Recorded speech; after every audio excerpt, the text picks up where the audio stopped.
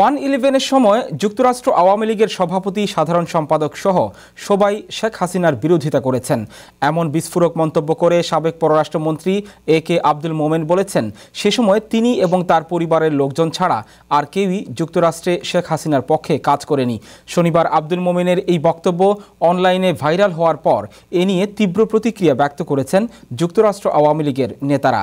তারা বলেছেন, 1-11-এর সেনা সমর্থিত সরকারের নানা অন্যায় কর্মকাণ্ডের প্রতিবাদে এবং আওয়ামী লীগ সভানেত্রী শেখ হাসিনার মুক্তির দাবিতে যুক্তরাষ্ট্র আওয়ামী লীগ ধারাবাহিক আন্দোলন সংগ্রাম করেছে। রাজধানী ওয়াশিংটন ডিসি, স্টেট ডিপার্টমেন্ট এবং নিউ ইয়র্কে জাতিসংঘ সদর দপ্তরের সামনে একের পর এক কর্মসূচির মাধ্যমে আন্তর্জাতিক সম্প্রদায়ের সামনে বাংলাদেশের সার্বিক চিত্র সে সময় তুলে ধরেছে যুক্তরাষ্ট্র আওয়ামী লীগ। যুক্তরাষ্ট্র আওয়ামী লীগের সভাপতি ডক্টর সিদ্দিকুর রহমান বলেন, আন্দোলন সংগ্রামের সেই উত্তাল সময়ে ডক্টর মোমেনকে পাওয়া যায়নি। বেশিরভাগ আন্দোলন সংগ্রাম হয়েছে নিউ ইয়র্ক ভিত্তিক, অথচ সে সময় ডক্টর মোমেন বস্টনে থাকতেন।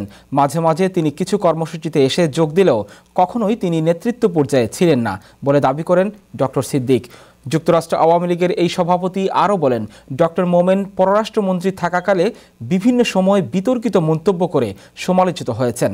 এখন মন্ত্রিত্ব হারিয়ে তিনি আরও ভারসাম্য হারিয়ে ফেলেছেন বলে মনে করেন তিনি। সেই দুর্দিনে আমি তখন বস্টনে থাকি, আমরা 4-5 জন আওয়ামী লীগ, আর বাকি আওয়ামী লীগ তখন সবাই -2 খুব কঠিন সময়। একই অবস্থা নিউ ইয়র্কে আর লোক পাওয়া যায় না। আমরা এই 13-14 জন তখন শেখ হাসিনার মুক্তি আন্দোলনে একটা সংগঠন, শেখ হাসিনা মুক্তি আন্দোলন। বাদল আখন নামে একটি ভদ্রলোক এইটা করে, আর আমাকে প্রত্যেক সপ্তাহে বস্টন থেকে নিউ ইয়র্ক যেতে হতো সেই আন্দোলনে আপনার শরীক হওয়ার জন্য। আর কারণ আওয়ামী লীগের কেউ আসছেন না, জেল থেকে মুক্তি পেয়ে তিনি বস্টনে আসবেন, আমাকে খবর দিলেন যে উনি আসবেন। আমরা খবর পেলাম রাত্রে 10টা-11টার থেকে, পরের দিন বিকেল 3টায় ফ্লাইট আসবে। মহা সমস্যা, কেন আমরা 5-6 জন আওয়ামী লীগ যারা শেখ হাসিনাকে সম্বর্ধনা দিত। ওই গভীর রাত্রে শুরু করলাম ফোন করা নিউ ইয়র্কে যাদের ওখানে আমার আওয়ামী লীগের দল যারা, এরা তো -2 দলে, তবু তাদেরও ফোন করলাম। সেদিন সারা বিশ্বে সর্বপ্রথম যুক্তরাষ্ট্রের মাটিতে যুবলীগের নেতৃত্বে প্রথম প্রতিবাদ হয় ব্রুকলিনে, যেখানে খুব বেশি সংখ্যক লোক ছিলেন না, এবং সেই সভায় সভাপতিত্ব করেছিলাম আমি যুক্তরাষ্ট্র আওয়ামী লীগের সাবেক উপদেষ্টা হিসাবে।